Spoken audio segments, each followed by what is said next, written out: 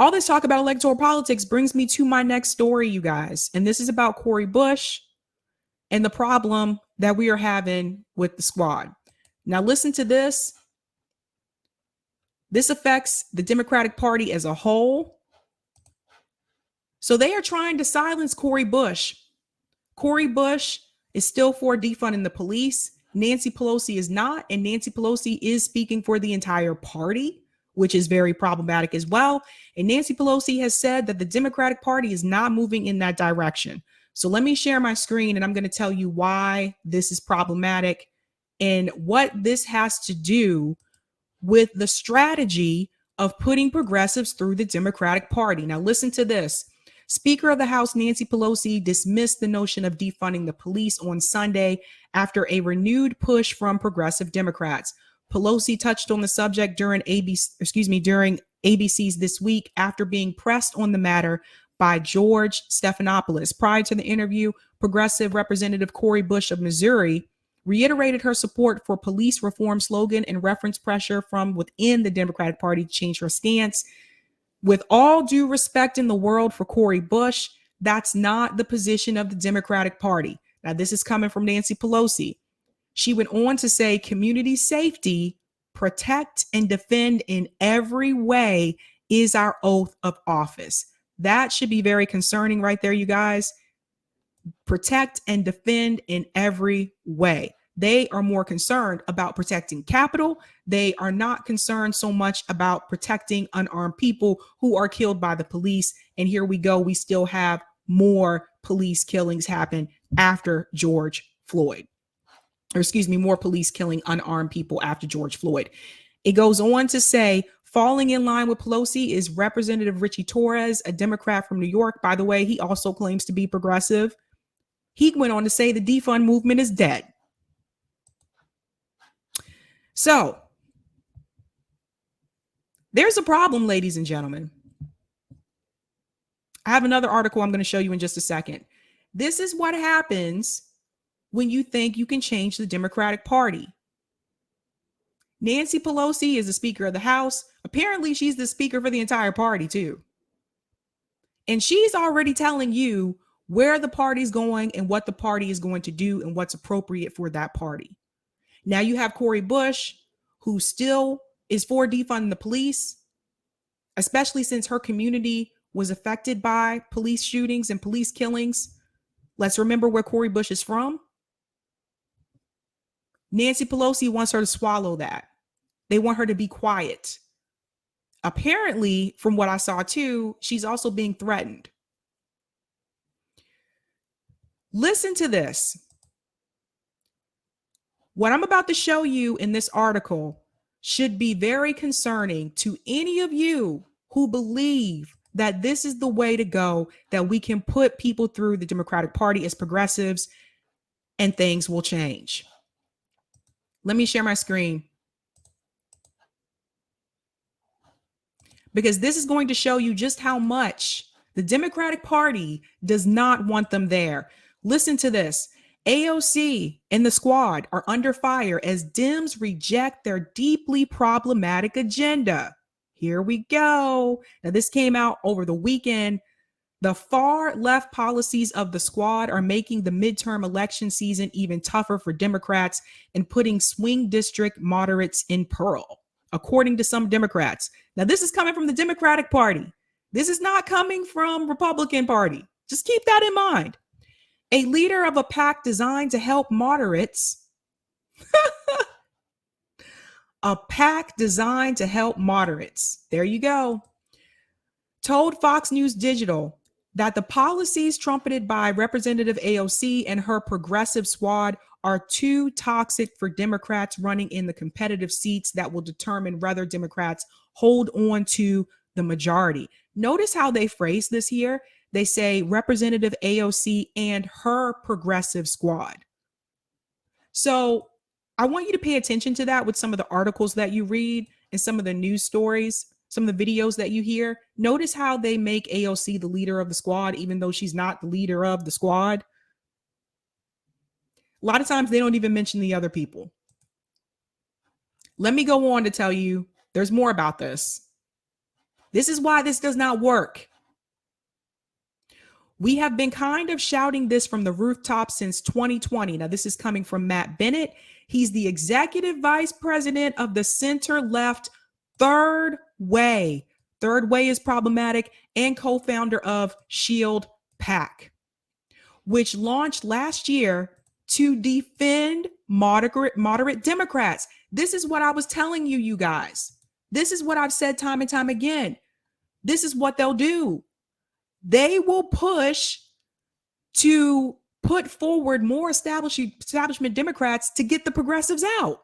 Even if you do get in, this is what they're doing. Look, they have a PAC to help moderate Democrats. This is what they're doing. They're trying to push you out. You guys see why I tell you this does not work? You're trying to go into a party that does not want you there. It's like trying to invite yourself to someone's birthday party and you know they don't really want you there. If they would have invited you, but you try to invite yourself anyway. Why are we doing this? Let me go back in. He said the 2020 election was a wake-up call when Democrats lost 14 House seats and issues like defund the police were the center of GOP attacks. And the 2021 Virginia governor's race was another example of far left policies backfiring when Republicans put critical race theory and school COVID policies center stage. They kill me when they say far left. The squad policies do fine in Brooklyn. This is coming from Bennett, but I would say that they are deeply problematic for Democrats running in competitive districts and states. They arm Republicans with very potent attacks, albeit very misleading ones, but very politically impactful attacks. He urges the squad to realize that their radical policies are hurting Democrats' midterm chances. My message would be, please understand that what works in your district does not work in Western Iowa, and that what you say has consequences for your Democratic colleagues that could profoundly impact the ability of the party to retain majorities. Republicans aim to paint all Democrats as left-wing squad members, and the culture war touchstone issues are expected to factor high in midterm campaign strategy. The radical views of the squad are mainstream in today's Democratic Party. That's coming from the Republican committee spokesman, Nathan Brand. He referred to a Rolling Stone magazine cover with House Speaker Nancy Pelosi, AOC, and the other members of the squad. So let's go back up to this part here where it mentions Third Way.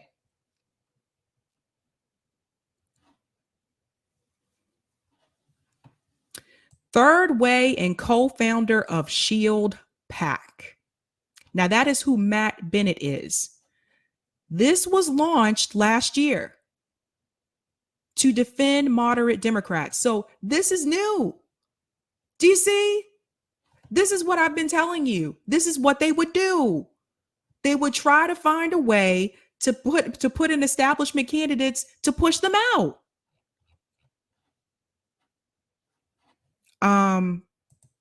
What is that, Eric? I don't know what you're. Yeah, that is not the same one. I know what that one looks like. But this is what I told you what they would do. So this went on last year. Now, some of you may be wondering, what is Shield PAC? Let me grab my little link here.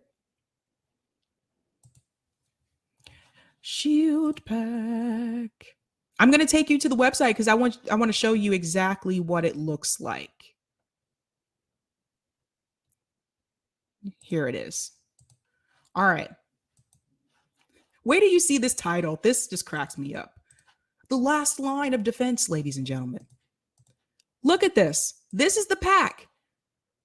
Shield PAC. The last line of defense. Protect moderate Democrats. Can you believe this? This is what's happening right now. Look, moderate Democrats delivered the House majority by flipping hard to win seats from red to blue.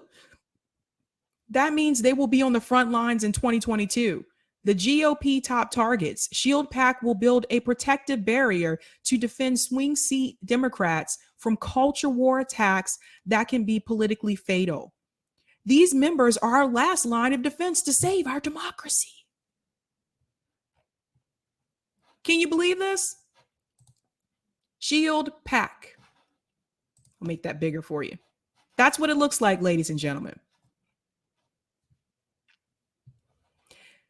Because I'm sure it has nothing to do with the fact that you still have a lot of people that are in debt. Student loans have not been canceled. People are unhoused. People have lost their jobs. People have been kicked off of unemployment. I'm sure it has nothing to do with the fact that people don't have health care in this country. People have medical debt. I'm sure it has nothing to do with the fact that we have a living wage for people in this country. We can't even raise the minimum wage. We don't do anything for the American people. I'm sure it has nothing to do with that.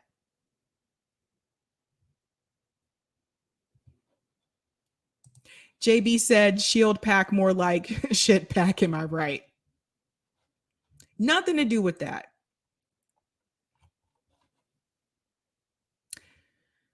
So essentially, what they are doing, the moderate Democrats in the Democratic Party are working to push the progressive members out.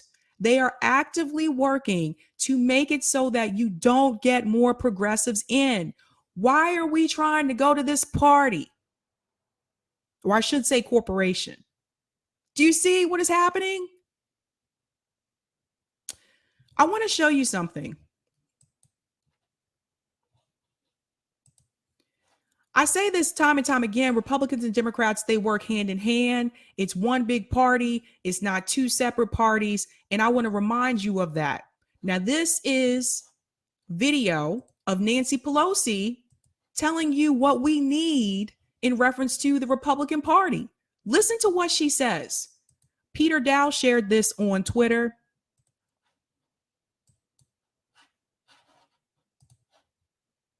All right, so listen to this. To close by saying that you've heard me say again and again that the Republicans seem to be having a limbo contest with themselves to see how low they can go. They seem to have reached rock bottom with their statement that what happened on January 6th was normal political discourse, legitimate political discourse. I've also said that country needs a strong Republican Party. They've made great contributions to our country. I say this to Republicans all the time. Take back your party from this cult. What? I'm sorry, what was that again? Say that one more time, Nancy. Say it louder for the people in the back so they can hear you. Party. Also said that country needs a strong Republican Party. Nancy Pelosi just said the Republicans need a strong Republican Party. The country needs a strong Republican Party. Now, she's a part of the Democratic Party. Why should she care if the Republican Party is strong or not? Especially if you're trying to win in your own party. Why? Because they're one and the same. They're both corporate parties. They both keep the status quo, and that is what Nancy Pelosi wants. That is what Washington wants. That is what corporations want. They don't want someone to come in and wreck shit. They just don't. Nancy Pelosi wants you to have a strong Republican Party.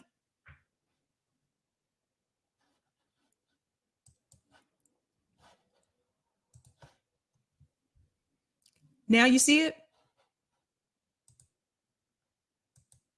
Something else I want to show you in reference to this. Cynthia McKinney was on here a while back. And there was something that Cynthia said. I was asking her a question about progressives in Congress not pushing back. Now, Cynthia is someone who has been in Congress. She would know, right? I want you to listen what Cynthia says about this. This is why it's important to talk to people who are willing to, how should I put it, speak a little bit more freely. And I think I got my timestamp here. All right, so 2503. Listen to what she says.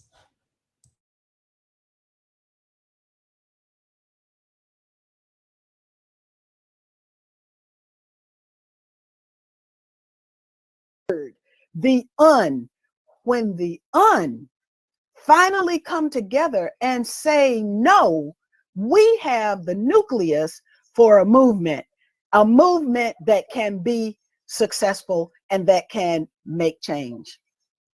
I know that I was reading that Ralph Nader said one time that he actually offered help to the squad, that if they needed advice, if they need any kind of help, like someone who's kind of been through this, he offered help, and they didn't seek out that help. Why do you think that is? Because they never belonged to us anyway. They are there for the purpose of making you, the Fred Hampton leftists, and people who think like you and me, think that we have representation, when in fact, we don't have representation. Not a single one of the 535 that are there is willing to go to the mat for principle.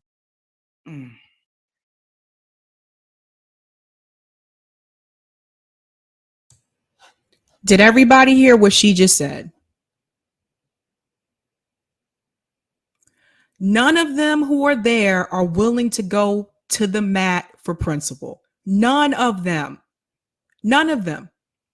Do you see? You see? This is why nothing gets done. This is why they're not fighting for us. Again, it all goes back to the money. I'll let it go on for a little bit more and then I'll come out. If you haven't seen this interview, it's on my channel somewhere. I've done a lot of videos since then, but you should definitely check it out. So listen to what else she has to say. Now, so what is our imperative then? Our imperative is that we've got the lessons in terms of organization and mission. We've got these lessons from the 1960s, the 1950s. We've got Paulo Freire, who gave us the mechanisms of oppression and the tools for liberation in his path-breaking book, Pedagogy of the Oppressed, which was, I have to add quickly, based on the more path-breaking writings of Frantz Fanon.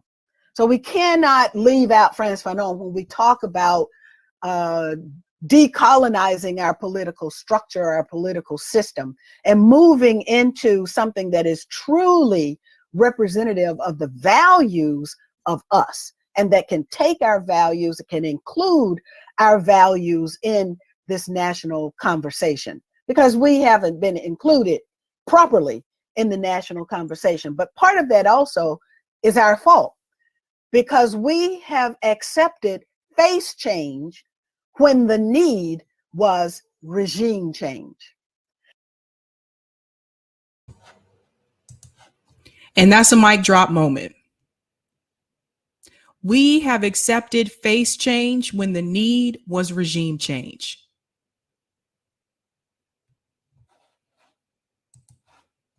I just wanted you to hear that.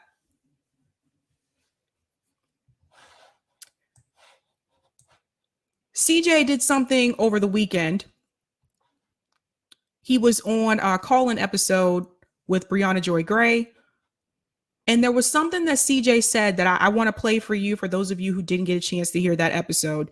There was something that CJ said about putting progressives through the Democratic Party and the strategy and what are we doing here? What are we going to gain from this? That I think all of you should hear. So I'm going to go ahead and get that loaded up.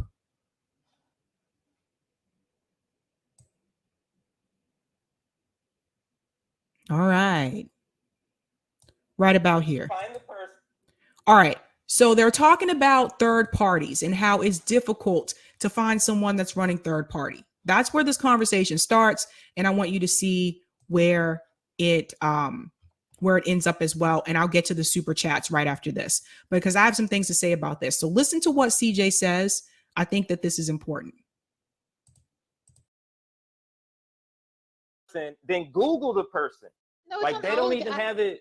No, I just went through. It's all on the candidates' websites because I just did a little straw poll as well and clicked through to see who was a Democrat and who wasn't. And it was very easy for me to identify them all as. This is in response to the episode, the live stream seizing the house. So just FYI, this is a response to that live stream. Democrats. Yeah. So, you know, if you're going to say non-corporate candidates, why can't Green Party? I mean, it's a rhetorical question. I know the answer to it. But yeah, no, you don't know the answer to it though. Like I would say that, I mean, I wasn't a part of the selection process, but I would be very surprised if it's, you know, some strategic choice to keep third-party candidates out. I think the same struggle that really? we had, Jay. When no one's on there, that'll be like saying Jay, if there's no black people in something, if there's no black people on something, are we going to say it's not a strategic plan to keep black people out? I don't think that's Jay, I don't get that. So you just finished telling me, Jay, that you struggled to put together a third-party panel, correct? I did. Okay, and I'm telling you, I'm going to add to that anecdote. I've been trying to put together a panel with the leadership of the Green Party, MPP, and Forward for weeks, and it has been a real struggle bus. I have tried over and over and over again to get, in particular, MPP people to. I mean, I don't want to. It's not. Yeah, I get that one. It's a struggle. That's all I'm saying. Like, I'm not trying to alienate anybody or throw anybody under the bus, but it's a struggle. So, look. If you say you should have a third-party panel and we decline to support third-party candidates, have at it. But I don't think it's particularly useful to pretend like this is supporting a candidate like Michaela Wilkes or Christina Olivo or Rebecca Parsons is like some nefarious act. Like, that's the part of it that I think is a bad thing. No, it's not. It's not a nefarious act to have those candidates. What's nefarious is that you're not telling us that it's Democrat, not you, but the person who put it together. The person who put it together. But hang on a second, Bree. The last point I want to make is this: us not being able to locate third-party candidates, the Democratic Party being as awful as they are. It's like staring all of us right in the face. Electoral politics is done. We're not getting anything done through electoral politics. It's staring us right in the face, but we're refusing to accept that as a movement because there's some of us who don't want to be in the streets doing the work. That's literally what's happening here. Is that if people that don't want to take it there yet, so let's beat this dead horse some more. And I'm here, and I think RBN is here to say, to shake everybody awake. This is over. This is over. Can I add just? What can I say? If you haven't had a chance to listen to that episode, definitely check it out. It's on Callin. If you don't have the app or you can't download the app, because I don't think it's on Android yet, you can listen to it on your computer. I wasn't on that call, but I got to say, CJ did a great job. Yes, we are trying to shake you. We're trying to wake you up. We really are. We're trying to wake you up. And he's right when he talks about people don't want to do the work of doing the movement in the streets. And it's true. Some people just don't want to do the physical work. Like, no, it's not easy, but some people don't want to do that. And they want to keep trying this strategy. And I mean, people have a right to feel how they feel. But for me, I'm not doing that. In fact, I'm going to spend my time trying to, just like CJ said, trying to wake people up and get them out of the duopoly and get them away from the Democratic Party because it's not working. If you go to some of these neighborhoods that are all Democrat ran and led, and you go look at the schools like I have, and you see the doors hanging off by the hinges. You see that some of the schools don't have computer labs, but you can go right down the street to the wealthier areas, and they have everything and then some at those schools. When you see that these communities have not been improved and Democrats have been in office and you've had Republicans in office, nothing has been done. Nothing has improved for the American people. And as long as we continue to do this same game of let's keep doing it, let's try this, but let's keep trying this, it just lengthens the time. And before you know it, it'll be 10 years later, 15 years later, 20 years later. And you didn't get anything. Nothing was done. There was a lot of money wasted. There was a lot of money wasted, and I want to show you exactly what that looks like. And you got to give a shout out to Unapologetic, because Unapologetic broke down the numbers. Let me go ahead and pull this up for you. For those who don't know, Unapologetic is Dontel. That's his real name. I know we call him Unapologetic a lot, but that's actually the name of his show. So let me go ahead and pull that up. He does awesome work, but he has an op-ed that he wrote. Let me grab that for you. I'm not going to read you the entire thing because I do want Dontel to get views over to his site for this article. I'm going to put the link in the article in the chat right now. So I just entered that there. This is the part I want to show you when he breaks down the numbers, how much money we spent on this strategy. Listen to this. 270 million wasted to elect useless progressives. Fund the movement, not politicians. Politicians take your donations and produce no results, so fund direct actions instead. Now, I'm going to get straight to the numbers part right here. This is going to blow you away if you are not aware of this.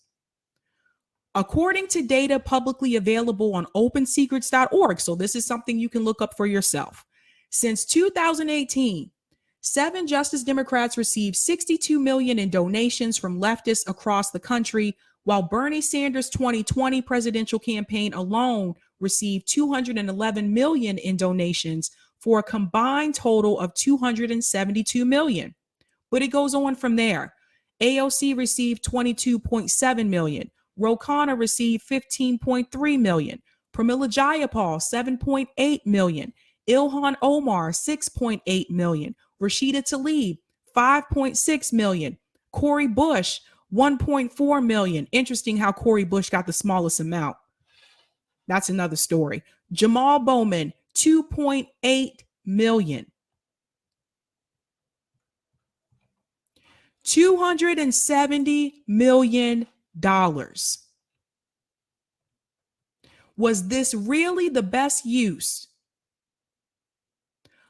of the proletariat's limited resources? It's long past time to assess the situation objectively to determine whether our movement is getting a return on our investment. Shout out to Dontel. This is a really good article. I'm not going to read the whole thing here because I actually want you to go to his newsletter and read it. But $270 million. Do you know what that money could have done for mutual aid? $270 million. We could have housed people who were unhoused. We could have helped people pay some of their medical bills, give people food,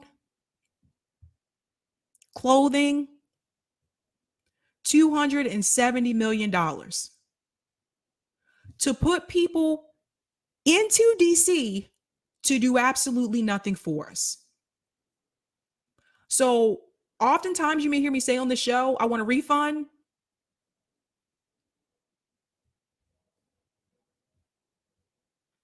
I donated a lot of money to Bernie Sanders and AOC. $270 million.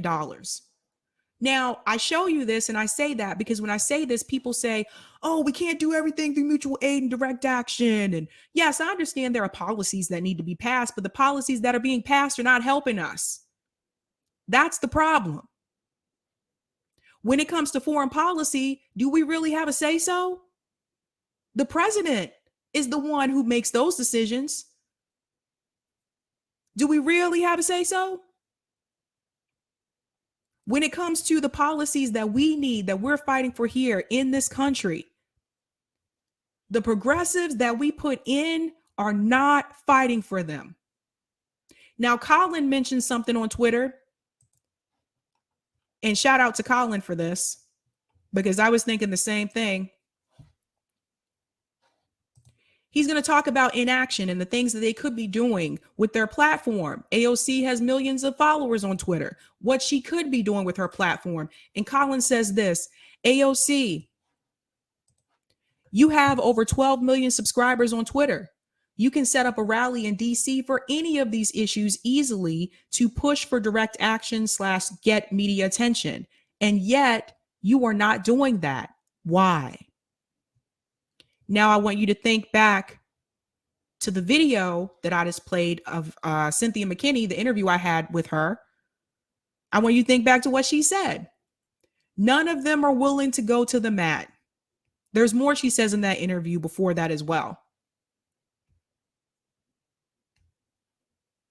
So when I tell people stop donating your money to Democrats and Republicans and start donating your money to mutual aid, do you see the impact it could have had?